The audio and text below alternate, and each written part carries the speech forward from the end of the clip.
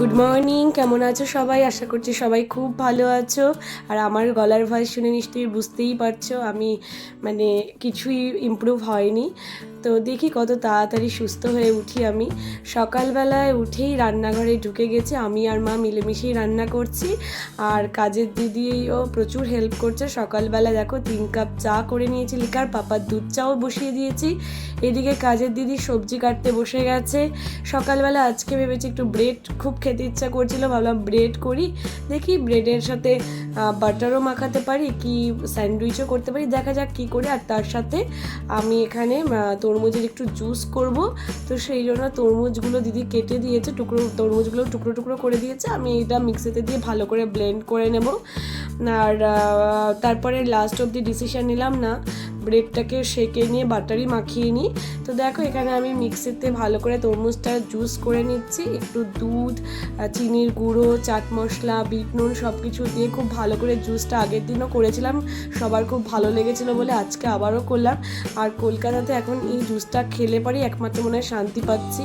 আর এখানে দেখো দুপুরবেলার রান্নার জন্য আমি চিংড়ি মাছ ফ্রিজ থেকে বের করে নিয়েছি। সকালবেলার ব্রেকফাস্ট অলমোস্ট সবারই কমপ্লিট হয়ে গেছে, এবার হয়তো দ্বিতীয় রাউন্ডের চা হবে আবার। তো দেখো একদিকে আমি ভাত চাপিয়ে দিয়েছি আর চিংড়ি মাছটা আমি চট করে ভেজে নিচ্ছি, তারপরে আবার চা হয়তো বানাবো আরেকবার। তো এই যে চিংড়ি মাছগুলো খুব ভালো করে ভাজা হয়ে গেছে লাল লাল করে। এই চিংড়ি মাছগুলো কিন্তু ভাজার সাথে সাথে অলরেডি কিছুটা মুখে উঠে যায়। এই দেখো এখানে লাউ দিয়ে না মুসুরির ডাল করেছি, এটা কিন্তু পেট খুব ঠান্ডা রাখে। আর এই যে আলু ভাজা ভেজেছিলাম, আলু ভাজতে ভাজতে আমি নিজেই একটুখানি খেয়ে নিয়েছি।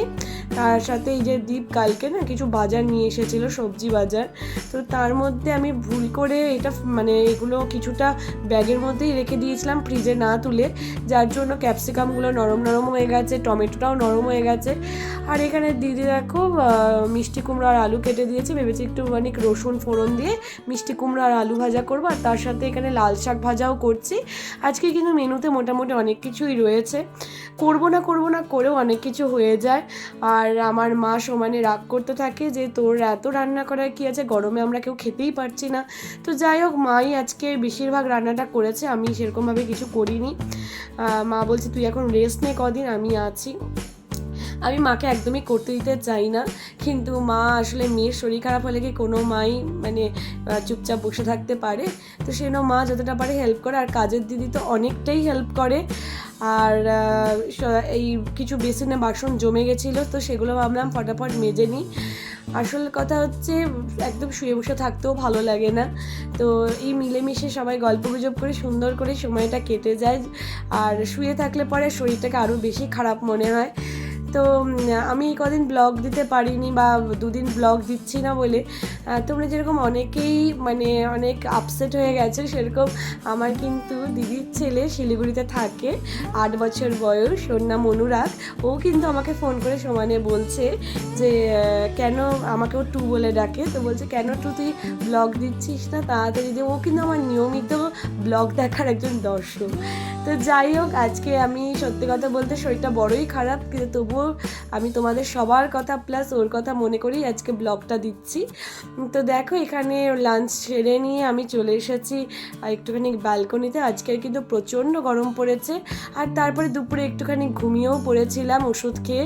তো এখন আমি, মা আর বাবু চলে এসেছি একটুখানি বজরংবলী মন্দিরে। অ্যাকচুয়ালি আমাদের ফ্ল্যাট থেকে একটু নেমে একটু গেলে একটা সুন্দর বজরংবলী মন্দির আছে।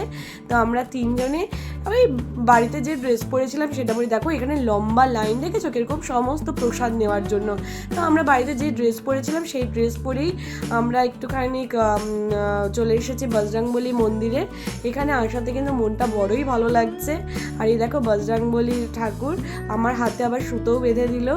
আর বাবু এখানে কি সুন্দর এনজয় করছে, বাবুরও আজকে খুব গরম লাগছিল। তো এই দেখো এখানে বাড়িতে এসে রাত্রিবেলা আলুর দম আর লুচি হয়েছে। এখানে আলুর দমটা আমি করে নিয়েছিলাম দুপুরেই, আর লুচিটা গরম গরম মাই ভাজছে। তো দেখো কেমন হয়েছে, লুচিগুলো পুরো ফুলকো ফুলকো লুচি হয়েছে। তো এই ছিল আজকে রাতের ডিনার আমাদের। আর বাবুকে এরপর আমি রাতের খাবারটা খাইয়ে দিচ্ছি, তারপরে হচ্ছে আমরাও খেয়ে নেব। অলরেডি দীপ আর পাপার খাওয়া হয়ে গেছে। গেছে, আমি আর মা এরপর খাবো। তো আজকের মতো ব্লগটিকে এখানেই শেষ করছি, যতটুকু পারছি তোমাদের সাথে শেয়ার করছি। শরীরটা একটু ঠিক হলে পরে আরও ভালো করে ব্লগ দেব। তো যদি কিছু ভালো লেগে থাকে তাহলে লাইক করে দিও, শেয়ার করে দিও, সাবস্ক্রাইব করে দিও আমার চ্যানেলটিকে। কালকে দেখা হচ্ছে নতুন আরেকটি ব্লগ নিয়ে। টাটা।